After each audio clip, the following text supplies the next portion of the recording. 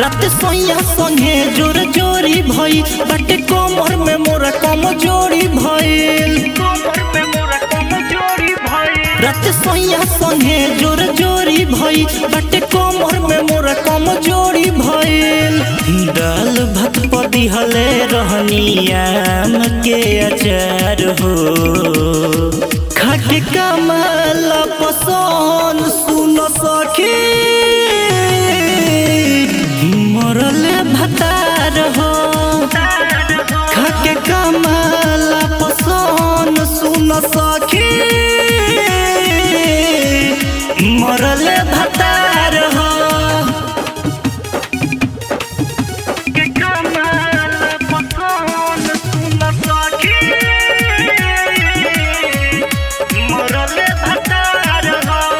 सन की हमर पियावा जलऊ खिसियाई रे बात बात में सखी लेला मुहावा फुलाई रे।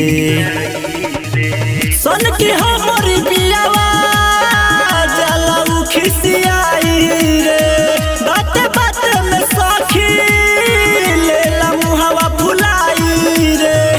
पी के आइल दारू भइल रहे मुधार हो खाके कमल पसंद सुन सखी मरले भतार हो खाके कमल पसंद सुन सखी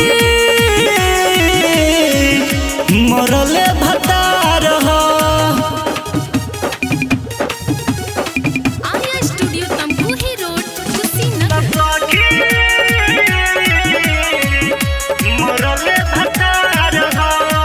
बानी बड़ी परेशान ये सखी हम ऐसन मरद से तनिको न बुझे अभे हमारा दर्द के।